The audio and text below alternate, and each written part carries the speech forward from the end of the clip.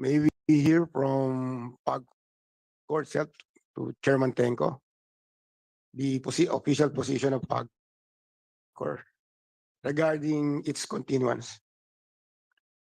Good morning, Chairman Ferrer, and the members of the Games and Amusement Committee, to the resource persons who are present today. From the time of the inception of the POGOs, by the way, we have already also renamed POGOs to IGLs recently. We had already instituted a lot of measures to be able to address the different scenarios that have been happening from its inception in 2019. When I assumed office, that was one of the main things that I believe later on the other resource persons will be able to explain further. The reforms that we've instituted have resulted into positive gains. No?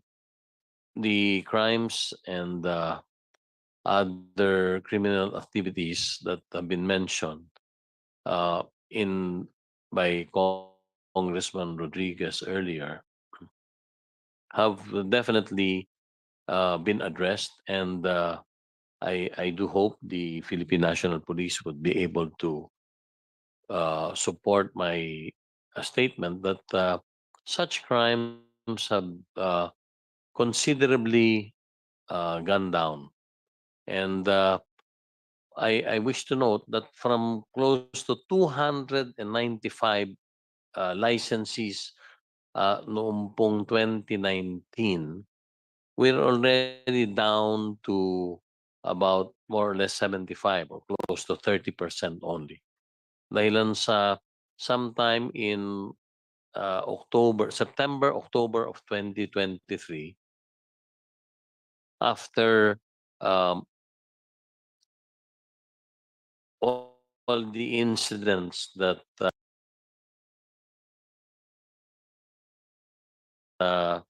were happening, the criminal incidents, we had formed a task force composed of, upon the order of the task force composed of the Philippine National Police, the DILG, the DOJ, Bureau of Immigration, the NBI, and other agencies together with PAGCOR to address lahat po nitong mga problemang ito. At kaagad po ay diniklara naming on probationary status lahat po ng licensees last September, and we required all to reapply so that we could see who were the worthy players or licensees in the industry.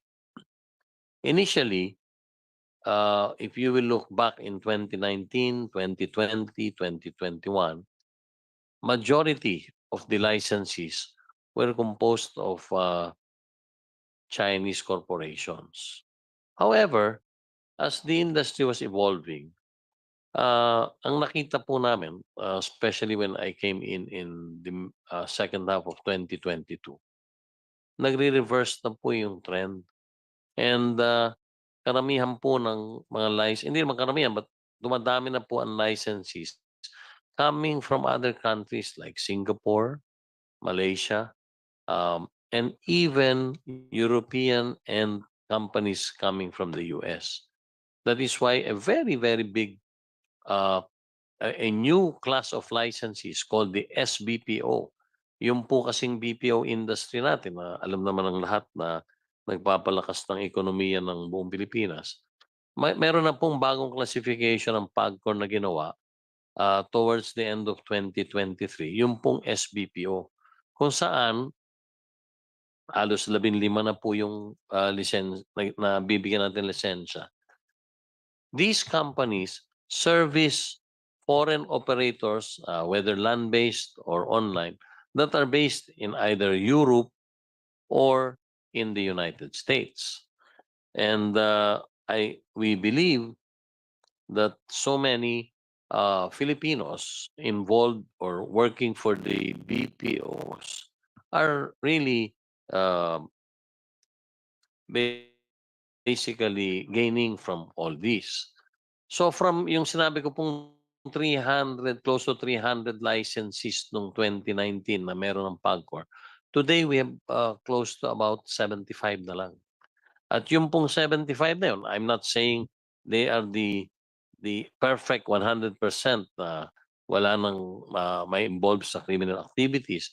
Pero sa namomonitor namin, ito pong since the last quarter of 2023 hanggang dito po sa unang buwan ng Enero, malaki na po ang tunay na nabawas dito sa mga nabanggit ni Congressman Rodriguez na mga criminal activities na ito.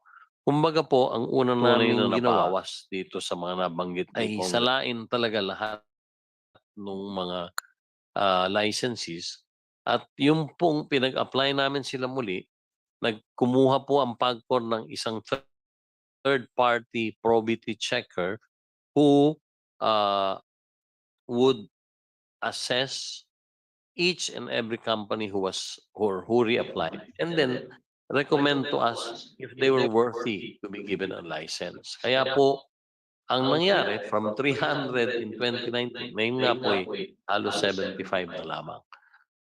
At yun po, makikita din natin that the income we're deriving from those 75 is far more better than the income being derived by the 300 at that time. So, the position so far of PAGCOR is and the task force that we form is so far kung ito ay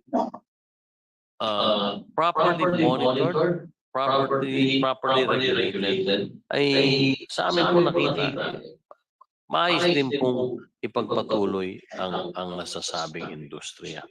So, as I said, we continue to monitor. The task force meets on a regular basis. Kasama na po dyan yung isang agency under the office of the president, yung PAO. Sila po at kami together with the task force ay patuloy na minomonitor ang mga kumpanya ito para siguraduhin they only are involved in whatever business that they should be engaged in. Yun lang po aking comment, Chairman. Thank you, Chairman Tenko. Mr. Chairman, I would like to yield to my distinguished members. I have some questions to Tenko, but I'll be after. Unless the policy is your first question. If it's possible, so let's hear them first. We Then follow the chairman. Thank you. before we proceed, allow me to acknowledge Representative Loreto S. Amante of the 3rd District of Laguna.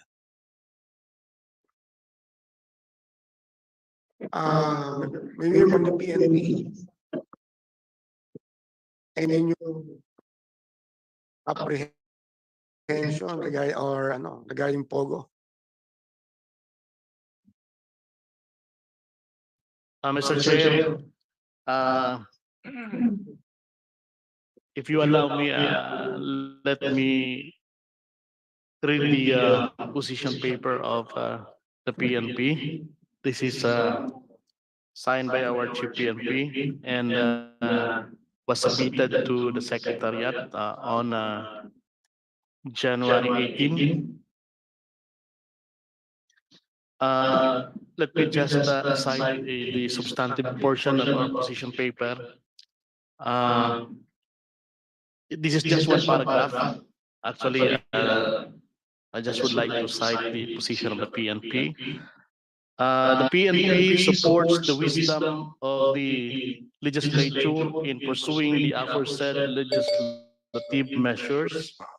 Law enforcement operations conducted by the Bureau revealed the involvement of licensed owners of Philippine offshore gaming operators in illegal activities such as human trafficking, kidnapping, and scamming operations such as romance scam, investment scams, and cryptocurrency scams. So we have cited some specific recommendations. Number one is in the definition of gaming paraphernalia, we are recommending that the terms computer system, and other ICT devices should be included in the definition of terms, and it should be cited as one of those gaming paraphernalia. And secondly is on the composition of the should be part of the task force. And lastly, we are recommending that the penalties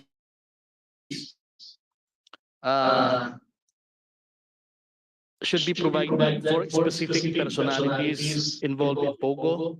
The penalty should be or other personalities should be involved, such as the shareholders, the employees who knowingly and willingly, without force, intimidation, or undue influence, participates in prohibited activity. Owners, lessors of lessors of POGO hub building, administrators or managers of EEZ or exclusive economic zone who have knowledge that POGO existed in the zone and failed to take appropriate action. Owners and managers of private security agencies providing security services to personalities involved in POGO. So these are the additional personalities that we are recommending to be included in the draft bill. So this position paper is signed by our Chief PNP, Police General Benjamin C. Acorda Jr. Thank you, Mr. Chairman. Yes. Mr. Chairman, Thank point of you, clarification. Senator Ernia. Yes, Congressman Ako.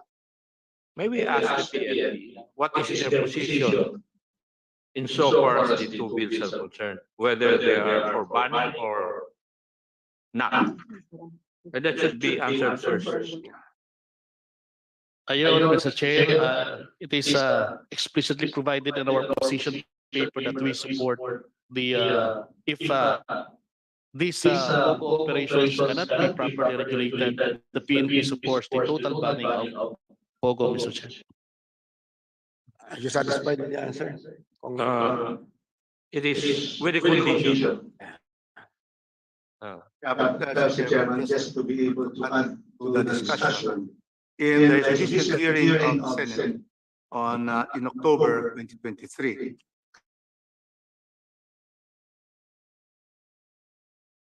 I think expressed his support for elimination of POGO operations in the country. Can you confirm this? Mr. Chair, the exact statement of the CPNP is that if we cannot, sa Tagalog pa, kung hindi po natin maayos ang pag-regulate nito, according to him,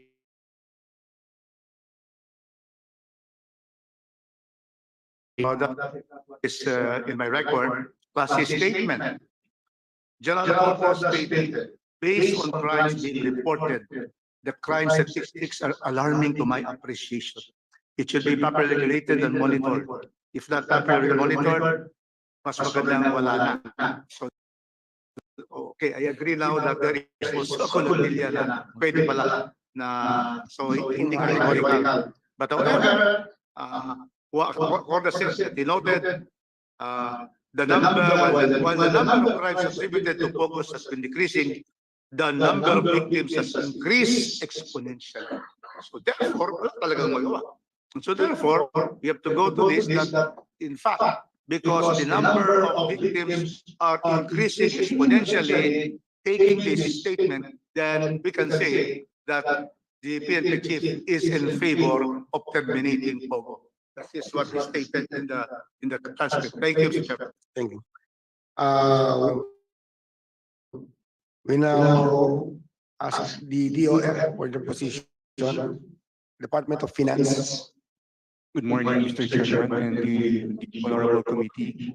Mr. Chairman, given the recent change in the leadership with the DOF, may we ask for some more time to submit our official position paper, Your Honor, given that the present bills being tackled today is under the consideration and review of the new leadership, Your Honor.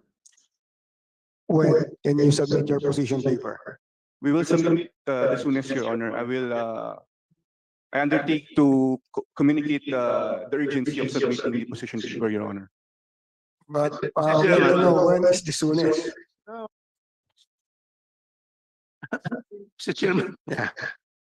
can I just interject? Okay. I am disappointed that the DFA will be asking for time on this issue. That is DOF. The DOF, the finance, is asking for time because this issue has been there for the past 3 years.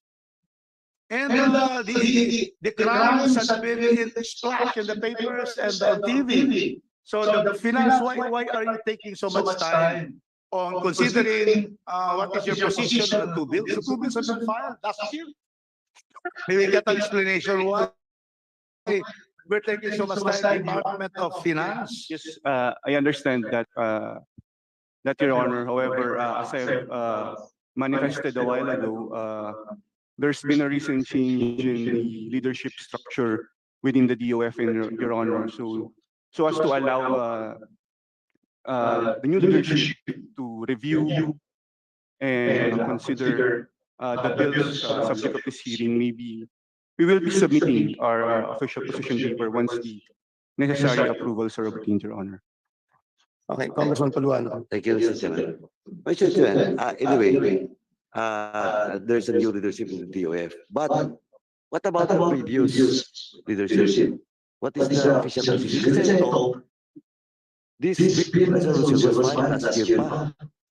So there would not be a reason for you to say that there is an ongoing review. What review? The position of the previous leadership to be reviewed with the new leadership, or wala talaga ng position? Kaya lang talaga ito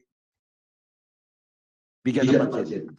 Your Honor, during the previous hearing, the DOF made made a pronouncement or a general position on the subject, Your Honor.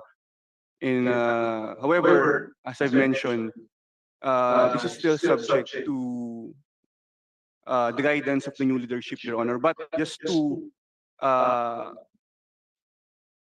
answer your question, the DOF during the last hearing stated its general position on the subject bills, Your Honor. And what is that general position of the Position DOF? was that the DOF is supportive, Your Honor, but that was during the previous administration or previous leadership, Your Honor. So the matter under review is not the bill resolution itself, but the position of the previous leadership. It is correct? Yes, Your Honor. Still under review, Your Honor. Given, again, I repeat. Now, when will be the timeline of that review and submission to this committee? We will submit as soon as, Your Honor. I can. What soonest? What is the soonest? We'll provide not later than next week, Your Honor. Thank you, Chairman. Thank you. Second is note, they'll submit their position paper next week. Representative Pagdinig. Mr. Chair, susugan ko lang po yung sinabi ni Congressman Caraps, no, at saka ni Congressman Rufus. May sinabi po ang DOF na supportive in previous administration. Supportive po saan? Supportive sa banning or supportive dun sa pagpatuloy? Because the bill is asking for the banning. Ergo, are you now supporting the banning? Is that the position of the previous administration, previous leadership? The previous position, Your Honor, was supportive of the banning, Your Honor. Supportive of the banning? Yes, Your Honor. Okay, thank you very much.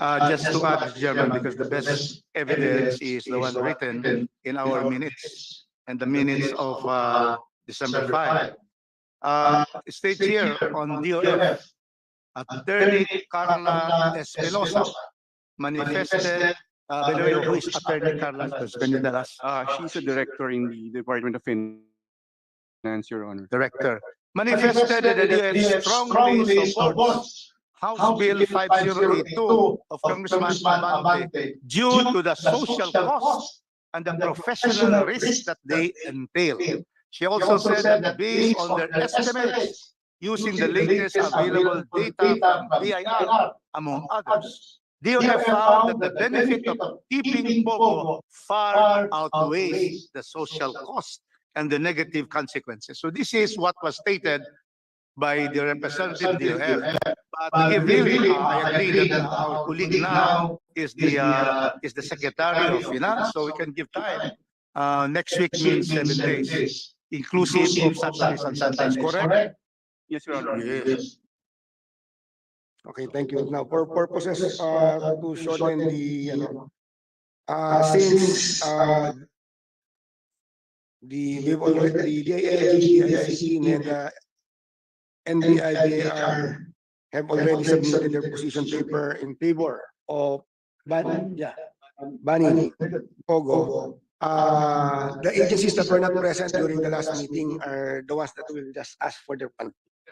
So may we hear from the Department of Foreign Affairs their position. Good morning. Good morning, Mr. Chair, esteemed congressmen and colleagues from the Philippine government. I'm here to deliver the official position of the Department of Foreign Affairs. So the DFA notes that the foreign affairs dimension relating to the current operations of existing POGOs primarily revolves around liaising with foreign embassies whose nationals are POGO employees, including human trafficking victims. This function is under the purview of the geographic offices. The other foreign affairs dimension would be on the economic impact to the country of these foreign investments, which fall under the purview of the Office of the International Economic Relations under the DFA. So, okay. Cognizant of threats imposed by transnational crimes, particularly trafficking in persons, cybercrimes, and money laundering, the DFA institutionalized the creation of the Office of Civilian Security. The OCS coordinates with relevant law enforcement and intelligence agencies as part of the concerted program of action of the Philippines whole of government approach.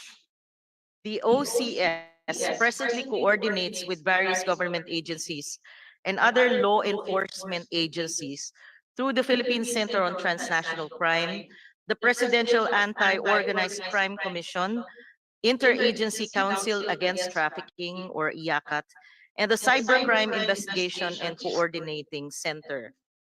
As of December 2023, the department has monitored and been requested to assist in 4 raid operations to limit scam hubs in the guise of Philippine Offshore and Gaming Operations or POGOs, which are involved in fraud, trafficking in persons, kidnap for ransom, tax evasion, money laundering, and drug trafficking, among other crimes.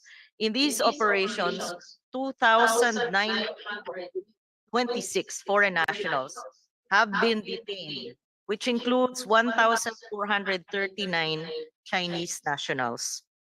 The department, through the Office of the Undersecretary on Civilian Security and Consular Affairs, provided updates and received feedback from diplomatic missions on the repatriation process of their respective nationals.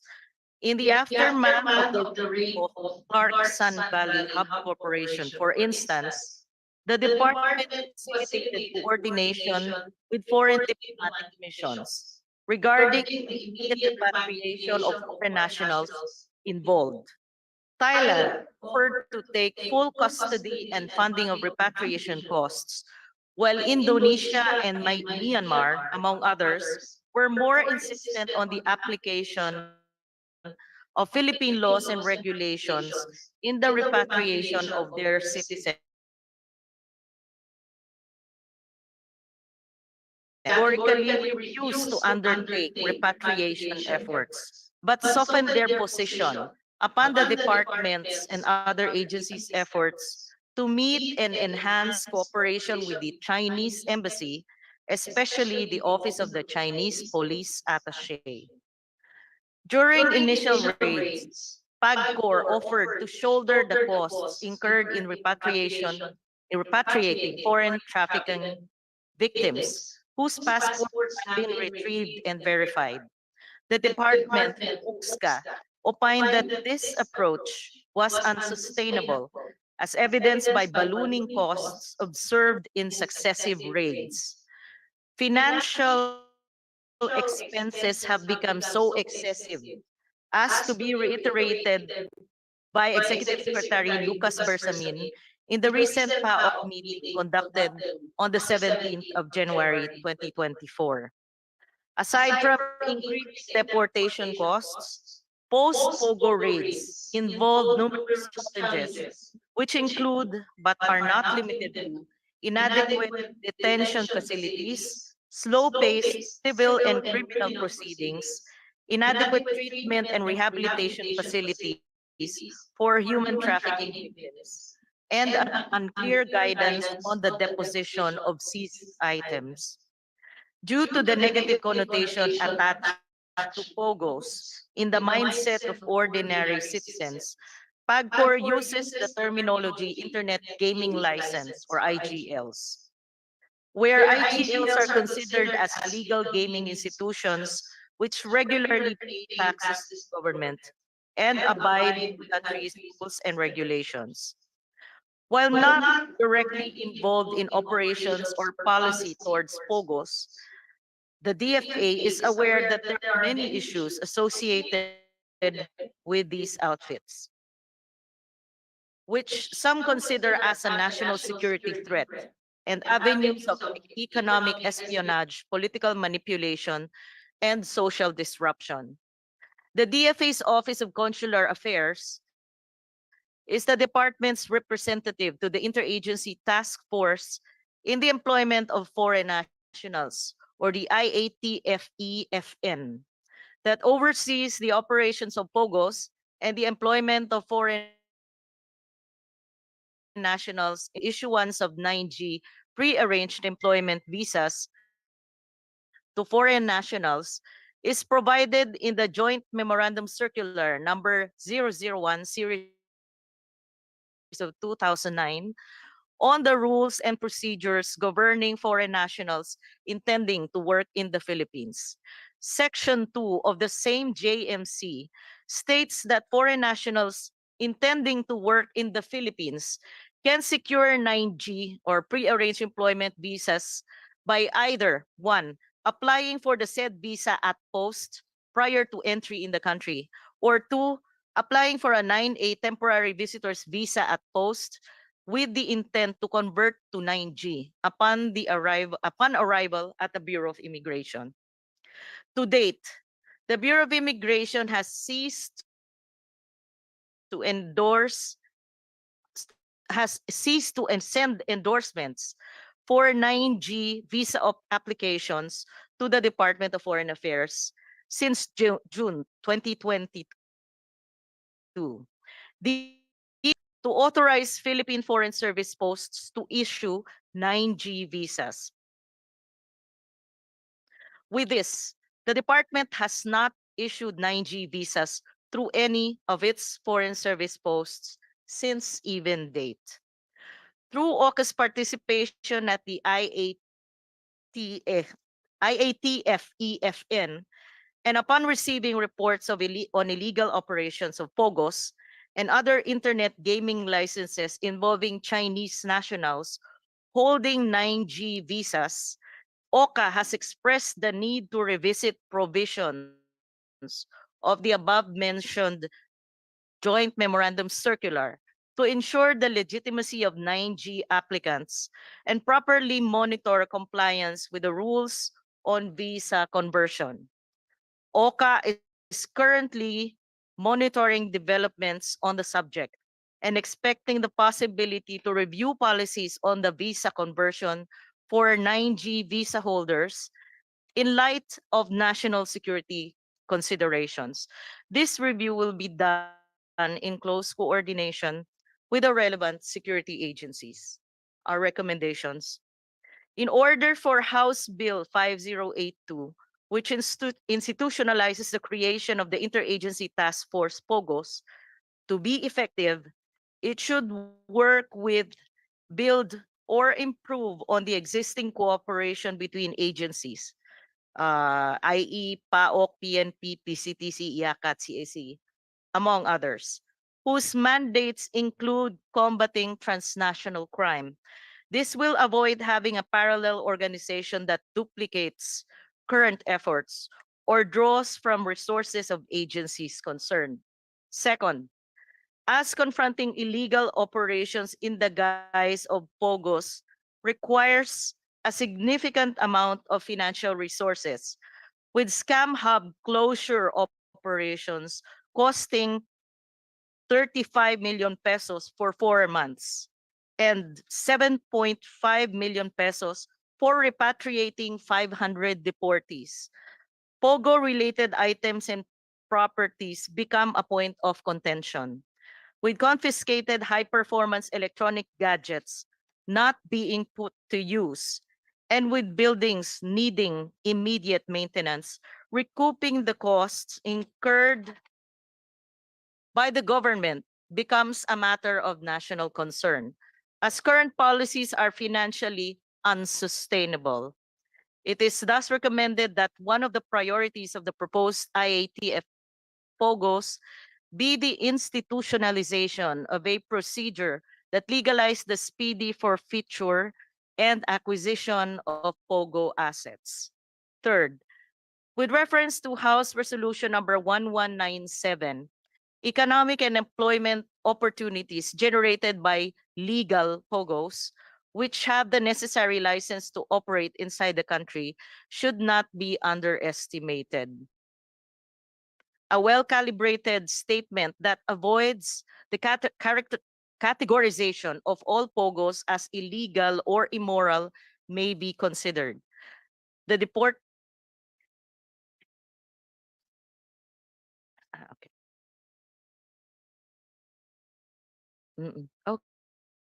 Okay. Thank you. That's our official position paper. Thank you. So just to be clear, what's your position? Are you for or against the banning of POGOs?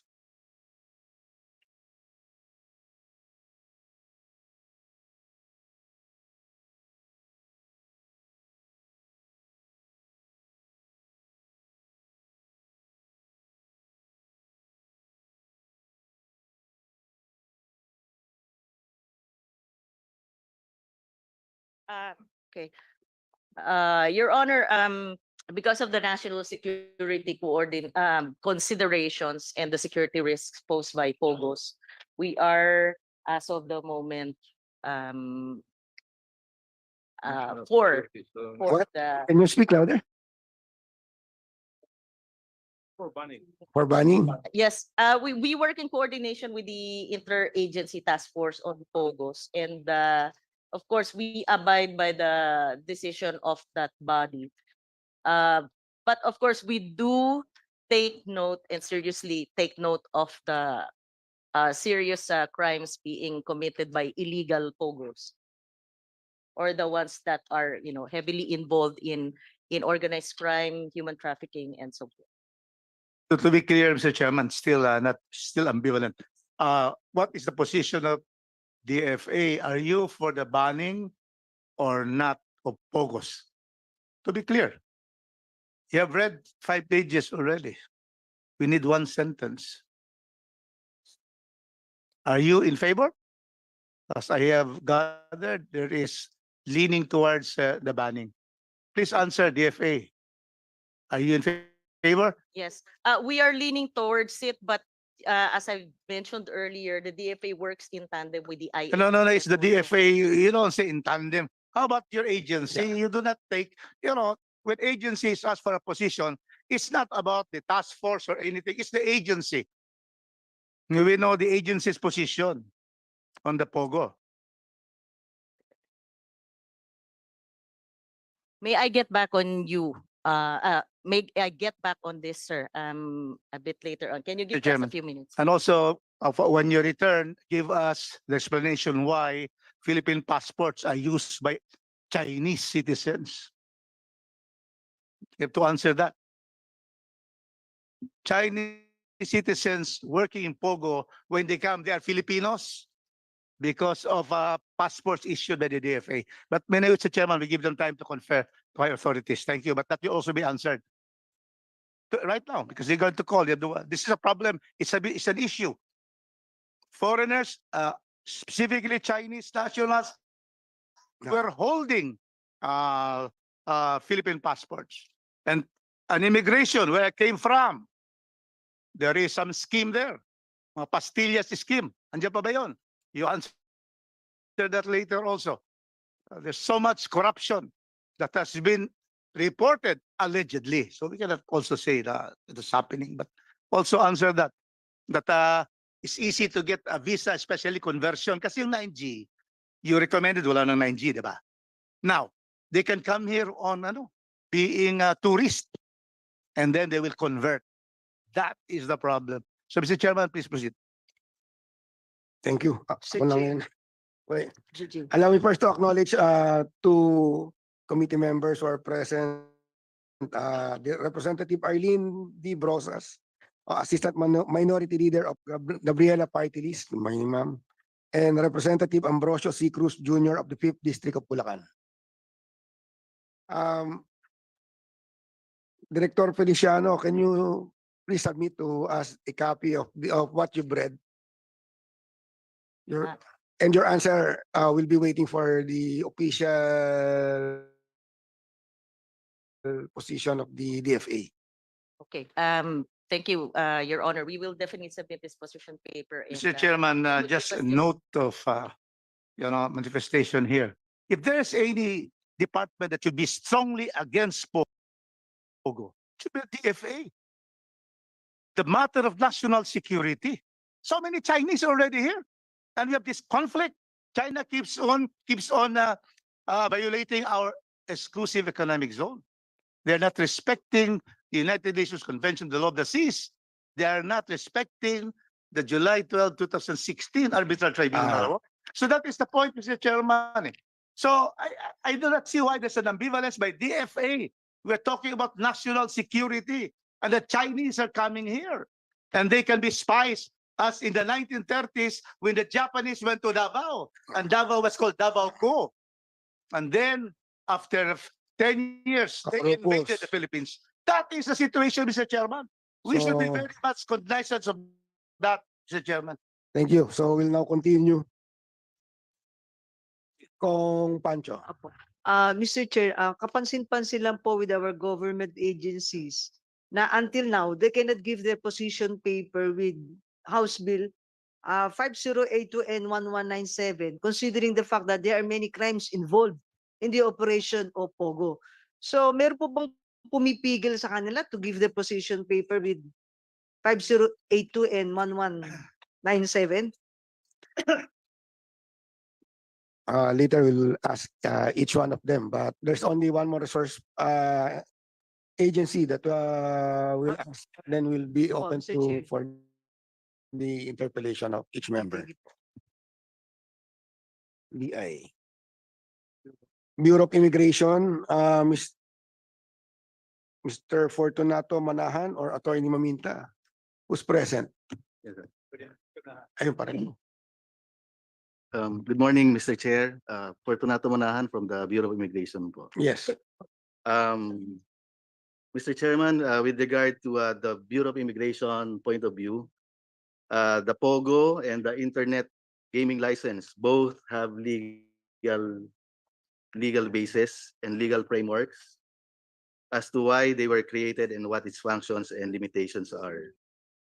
The Bureau shall remain strict and steadfast with its mandate in the implementation of the Philippine immigration and registration laws, and shall swiftly act on cases that may be coordinated by PAGCOR on nationals who commit violations to Philippine laws. The BI, the Bureau of Immigration, Mr. Chairman, shall always be firmly against those companies, whether licensed or not, and foreign nationals not complying or violating citizenship, immigration, and Philippine laws. The Bureau of Immigration interposes no objection to House Bill number 5082 and House Bill Resolution number or House Resolution number 1197. Thank you, Mr. Chairman.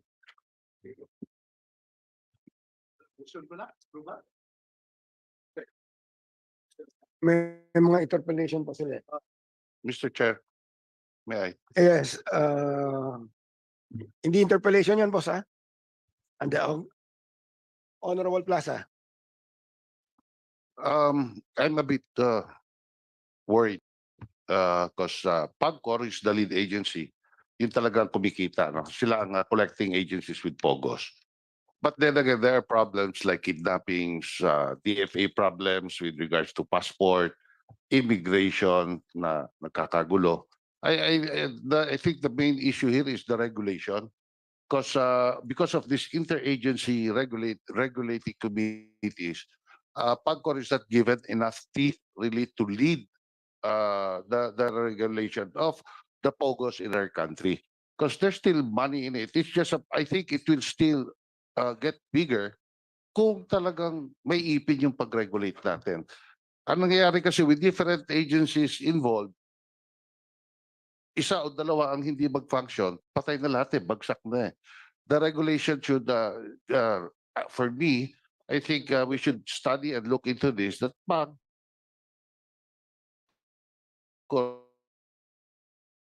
agency or the task force that would really enforce and check and balance with regards to DFA and immigration and all other line agencies, also especially the PNP. Because I believe this is helping a lot of Filipinos. It's just that it is being abused in my perception, it is being abused by or taken advantage of by other agencies involved in the task force. Thank you, Mr. Chair. Thank you for your manifestation, Congressman Plaza.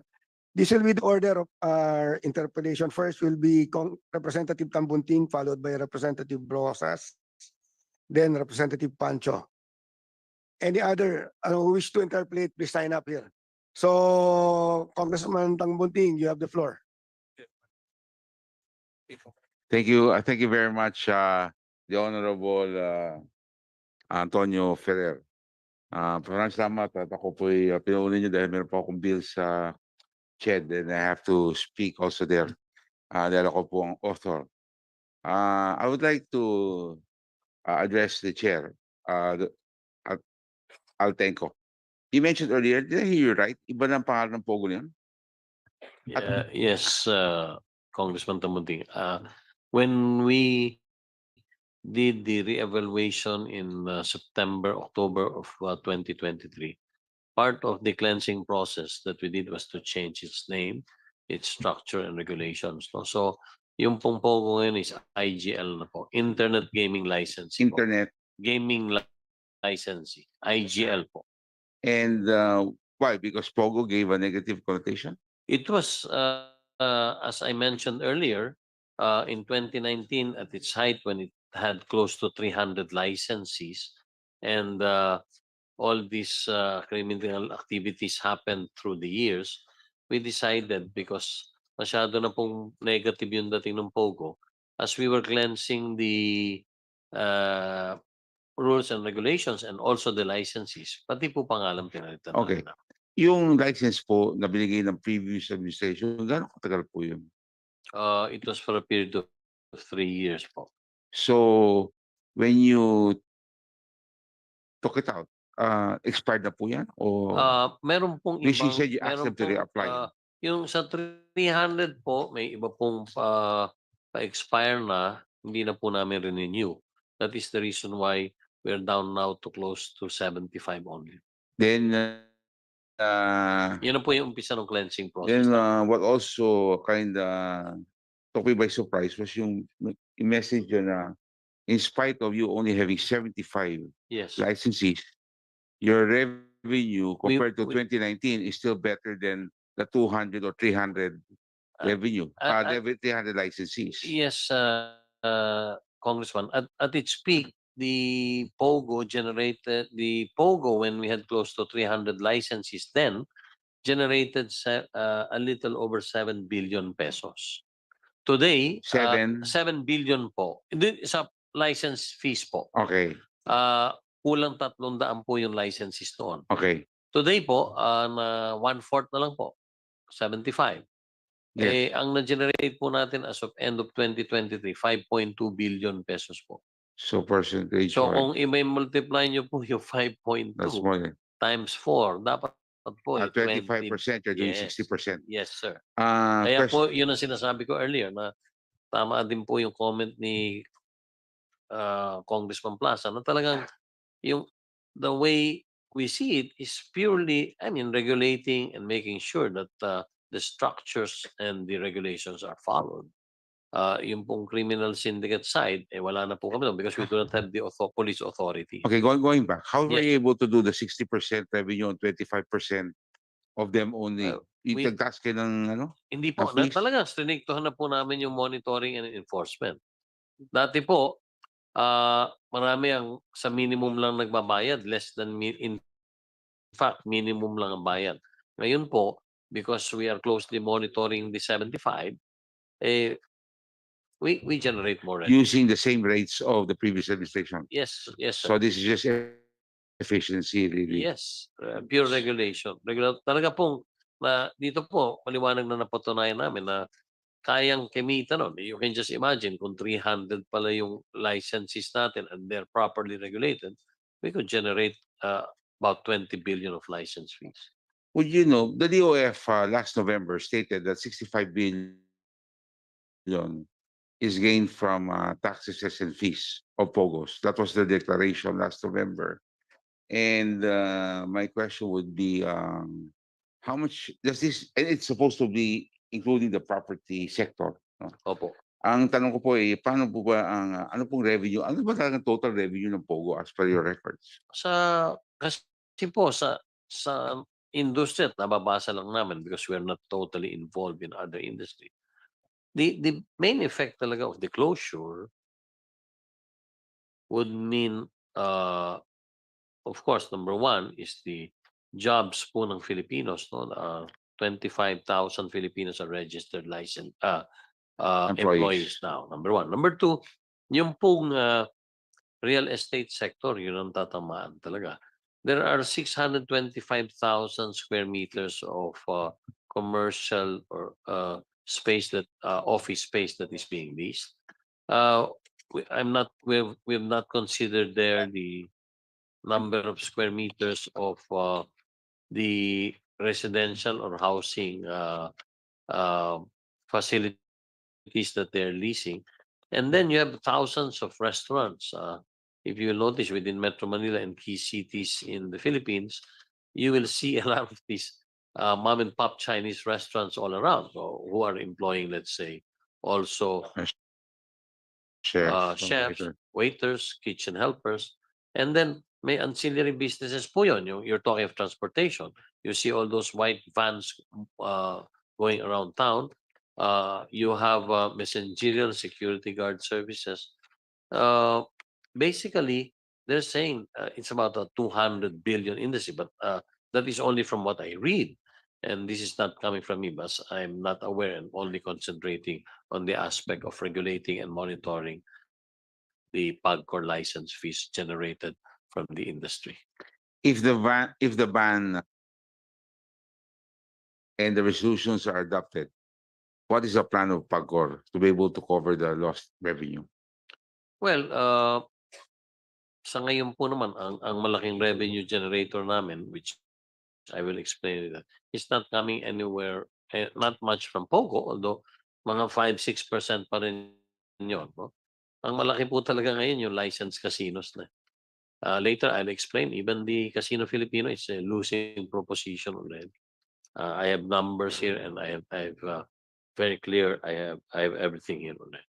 So maybe if we lose the revenue being derived, we believe we will just have to push hard on all the other revenue generating licenses that we have or revenue generating businesses that we're engaged in. So you have the licensed casinos, you have the electronic gaming or the online gaming.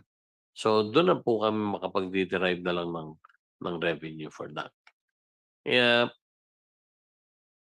We're projecting PAGCOR should earn about 6.5 to 7 billion pesos from the, assuming na wala na pong dagdag pan licenses, we're looking at about 6.5 to 7 billion pesos coming from revenues coming from the licensees today.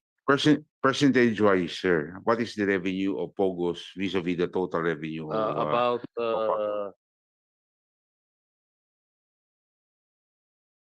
about 5%. So, And assuming that we're going to increase by about another 2 billion, so mga 6.5% po. ano po maging epekto to sa mga programa at mga proyekto ng PAGCOR? Malaki po. But it's malaki only po. 6%. Despite the fact that 6%, you have to understand, sir, wala pong cost masyado sa amin.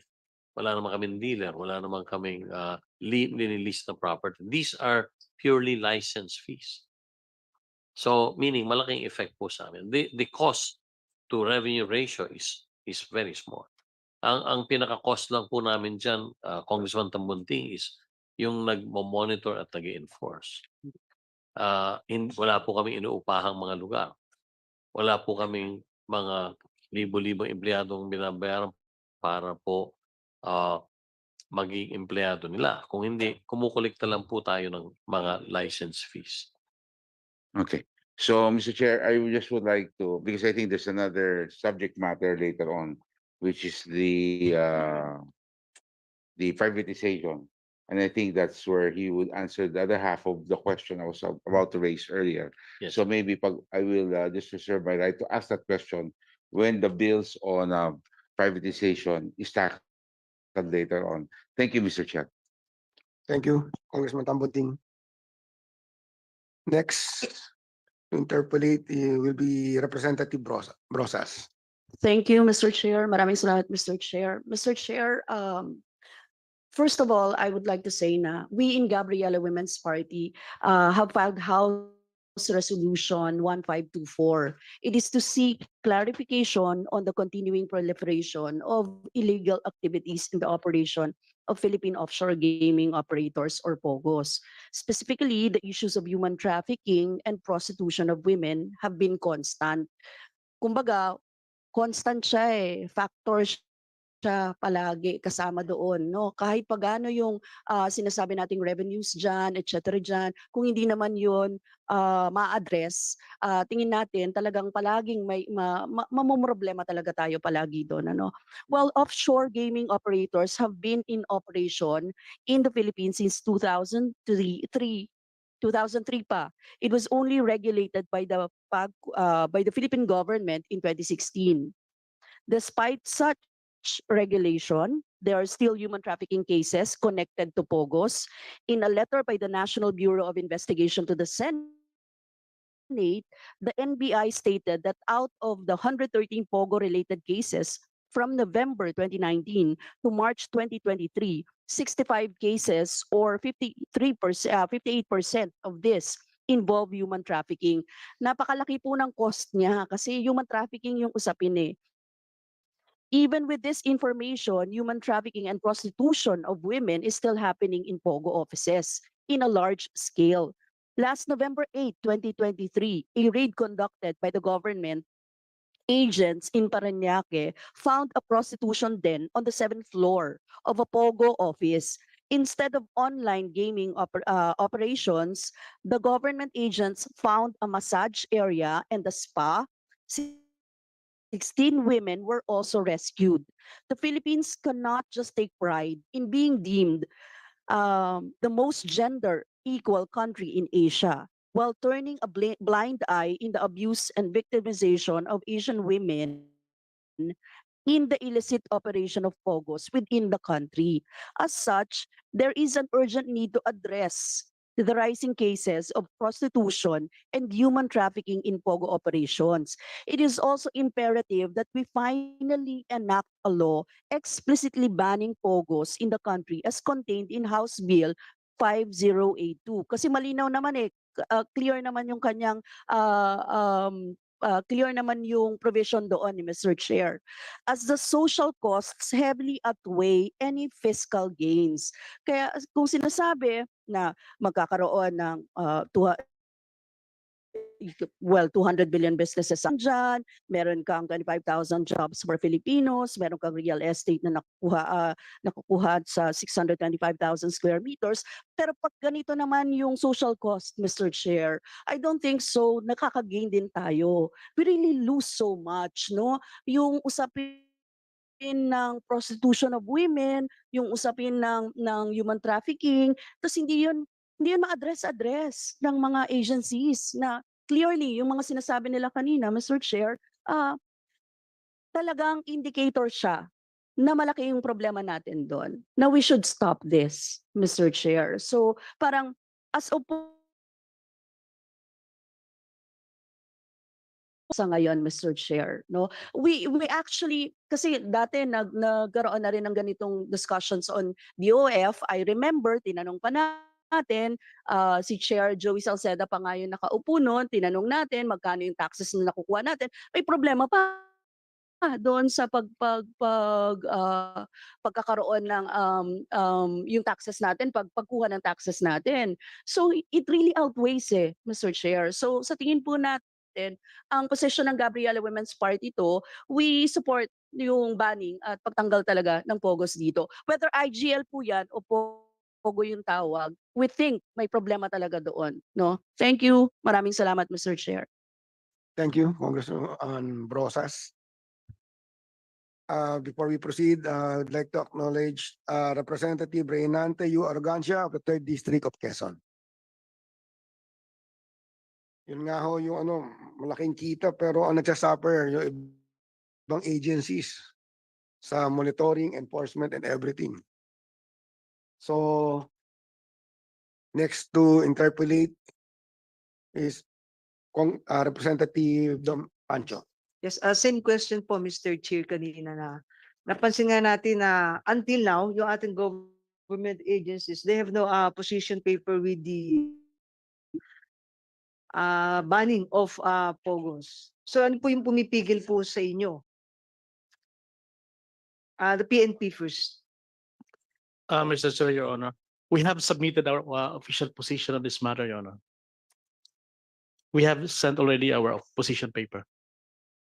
So It was received by the Secretariat last January 18. You're asked by the Congresswoman to position, is it yes or no? say, you state to answer the Congresswoman. We fully support the banning of POGO, Your Honor. Opo. Kasi it's very easy for the chairman to say yung benefits, the monetary benefits of POGO. Kasi ando na sila sa collection eh. Pero yung the crimes committed, ang involved po at saka nagkakaproblema is the PNP, DFA, and immigration. So it's very easy for the chairman to say the benefits, pero yung problema, it is still stays. Tsaka sinasabi po ni Mr. Chair po natin na they changed the name of POGO to IGL. I do believe, Mr. Chair, na yung kulay, kahit palitan mo yung shade, may black pa rin yun. Yeah. Di ba? That's my point, Mr. Chair. Chairman Ferrer. Yeah. Congresswoman Pancho. Doon po sa pagpapalit din ng pangalan, pinalitan din po namin yung rules and regulations. So we did not only change the name and it remained to be the same in terms of structure and in terms of regulations. Kaya po namin in-implement lang po namin ito nitong last quarter of 2023. At ang maliwanag pong naging resulta yung pagmo-monitor po at pag-enforce namin ay I mean aside from I totally agree in fact with the Congresswoman Brosas and the others here, other congressmen who were saying that meron talagang yung criminal elements, but sa side po namin ang maliwanag po, we were able to weed out all, well, I will not say 100%. Just to cite as an example, we closed the biggest POGO hub in Central Luzon, in Clark. I did not compromise with anybody, and we closed it, and we deported close to 2,000 foreign nationals. We also closed, and yung po kasi, nakita namin that was in June last year, wala na pong gaming activity.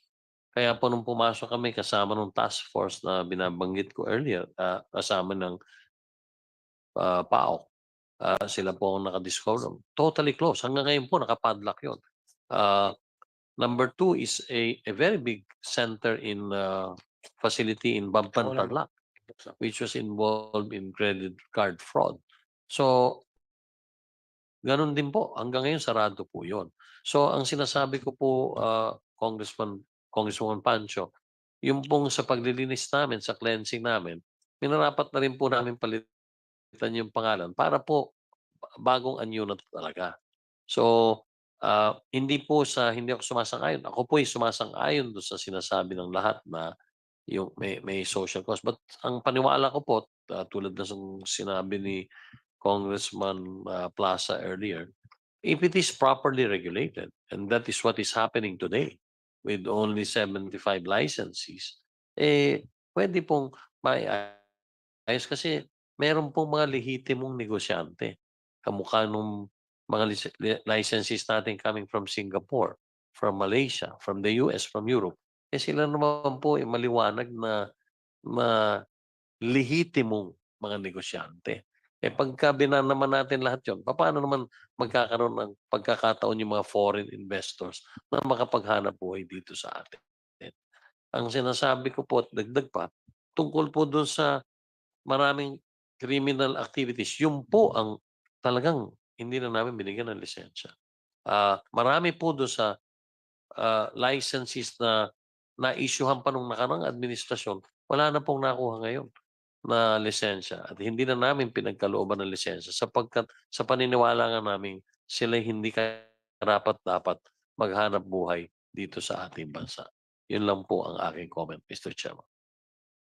Mr. Chair, can you ask the PNP kung talaga pong nagkaroon ng improvement yung IGL po under the new name IGL? On kidnapping cases, Your Honor, there was a significant decline. Actually, for last year, very minimal na yung report on kidnapping cases. On kidnapping cases, Your Honor. Yun po ang hawak ko statistics ngayon. Yung ibang crime po natin, extortion, money laundering, Prostitution. human trafficking. You only mentioned one crime. So how about the other? For human trafficking, Your Honor, for ACG, we have conducted 2 major operations. It was in Clark, and the other one was in Las Piñas. The POCC conducted also several operations led by PAOK in Pasay. So if we are going to sum up all the rescued foreign nationals, including Filipinos, well, for the year 2022 tumaas. 2023 tumaas po talaga because of so many major operations conducted by different agencies. Under IGL or POGO? I think for IGL there was one operations conducted by led by PAO.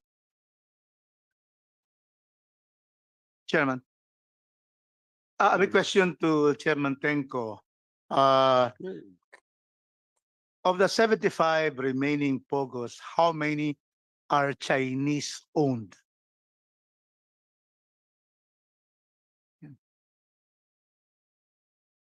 Tingin ko po less than half. I will give you let's have the I- figure. On the IJ, you said that there will be Yes. applicants. On the IGF, how many IGL, how many have applied which are non-Chinese? Now remember, the Chinese can get partners in Singapore and Thailand. So, many things that they can do. How many are investors on that IGL which are non-Chinese? Can we have the figures? non-Chinese, we're trying to get the figures, but You should know that, Mr. Chairman. yes, Because you're saying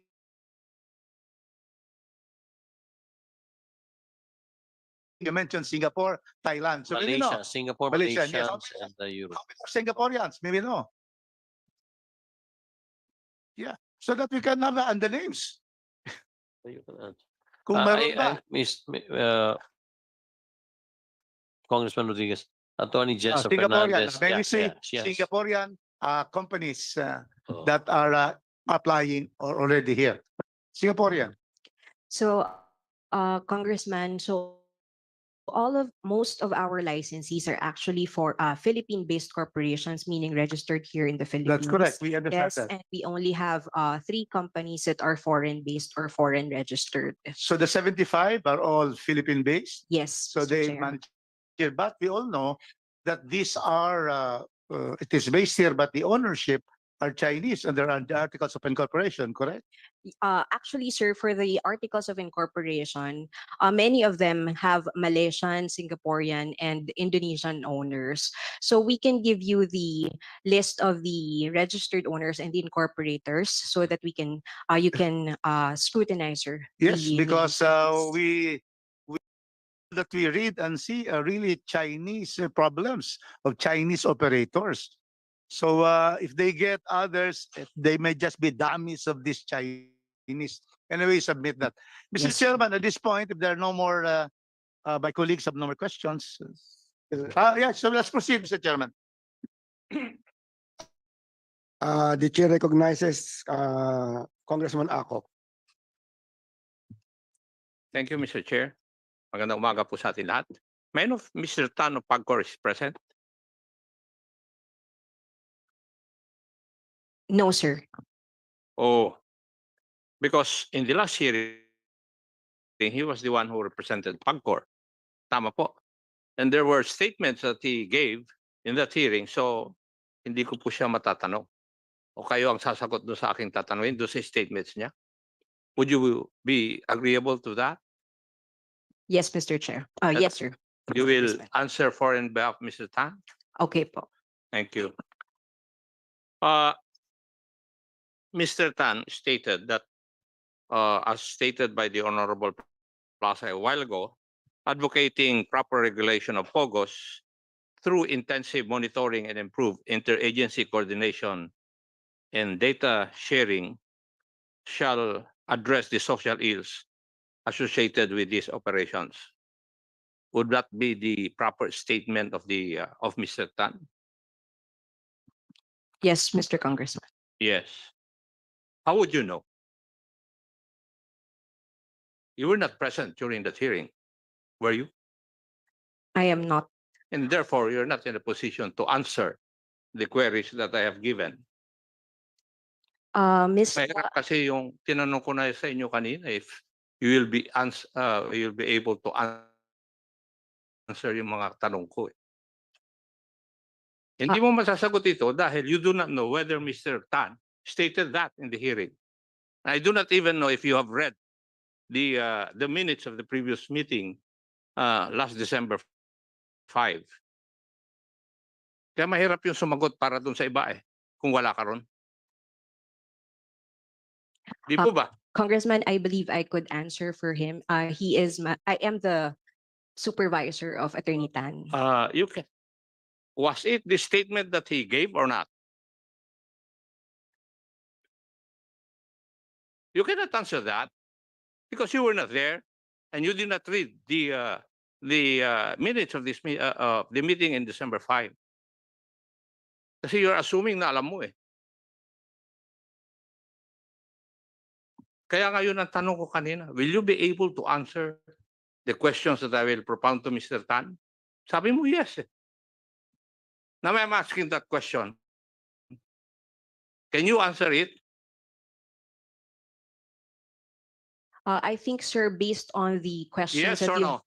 No, sir. Huwag ka na sumagot. Di ba? Kasi kung ano man ang sasabihin mo, kung ebidensya yan, it's not acceptable in court. Iha. Di ba?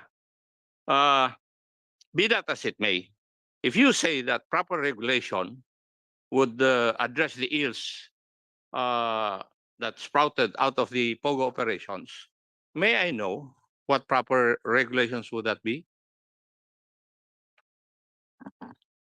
First of all, we have instituted a new framework that eliminated a lot of service providers that has been allowed in the old rules.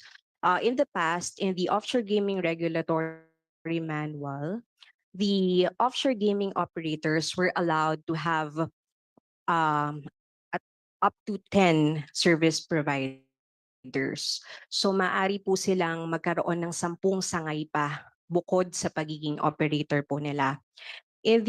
At nakita po natin sa mga nakaraang insidente na nabanggit po na ito pong mga service providers ang karamihan po sa na-involve sa mga illegal activities.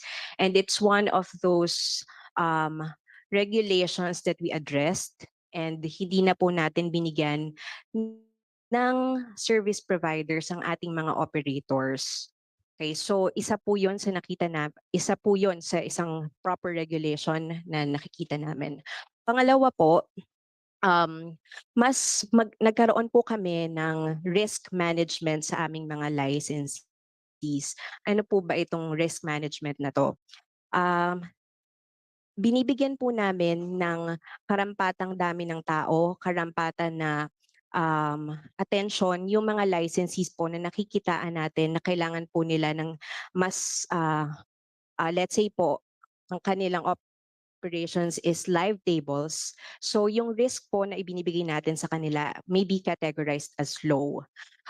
However po, if they have the BPO operations or meron pong mas mataas na risk na nakikita sa kanilang operations, mas nilalagyan po natin sila ng mas maraming monitoring personnel at kung marami din po ang empleyado na nandoon sa mga opisina na yon, mas marami din po tayong ina-assign na monitoring personnel sa kanila. Also, pwede rin po natin banggitin na dati po, dun sa old regulations, we don't have limitations on the operations. We don't have limitations dun sa laki ng operations ng ating mga licensees. However, ngayon po, meron lang pong karampatan na laki na pwede po silang kuhanin or up to 25,000 square meters lamang po ang pwede nilang i-apply na operating site sa PAGCOR. Dati po kasi tuloy-tuloy na lang po yung paglaki nila na hindi naman po natin nare-reflect dun sa income na ibinibigay po nila sa PAGCOR. Thank you. Mr. Tan also stated in the last hearing that one of the reforms instituted by PAGCOR was to strengthen the capitalization requirements for applicants. Is that also true? Yes, that is correct, Mr. Congressman. Sa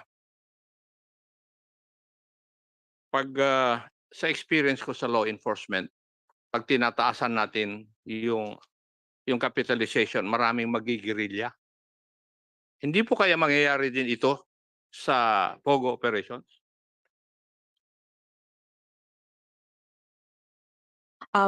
I think, sir, there is still a possibility na magkakaroon po tayo ng mga illegal operators. However, our thrust po in increasing the authorized capital stock of our respective licensees po is to do away with fly-by-night companies.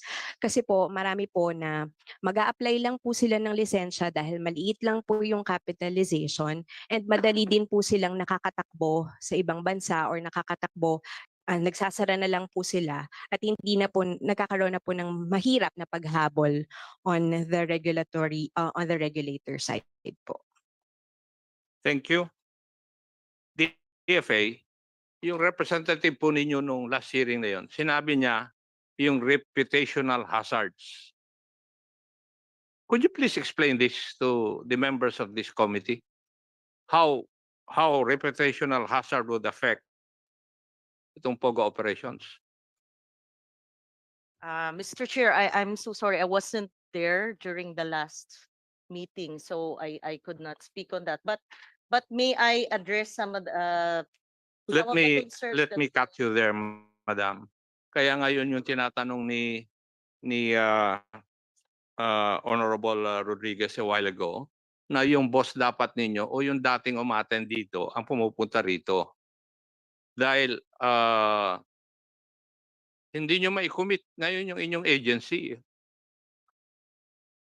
Di ba? As a matter of fact, yung PAGCOR, may commit niya yung agency niya because the big boss is here. But for the other agencies, you cannot commit your agency. That is the logic behind the reason why the Honorable Rodriguez asked kung kayo, representing the agency, would speak for the entire agency. Kaya ngayon, tinatanong ko po kayo, sinabi ng inyong representative nun na si Madam Maria Espinosa, DOF Fiscal Policy and Monitoring Group Director. Sinabi niya na yung reputational hazards can jeopardize the country's efforts to attract foreign direct investments. Could you explain that? Good morning, Your Honor. I think you were referring to the Department of Finance, Your Honor. Yes, Department of Finance. Okay. Your Honor, as far as the reputational risk is concerned, it pertains to the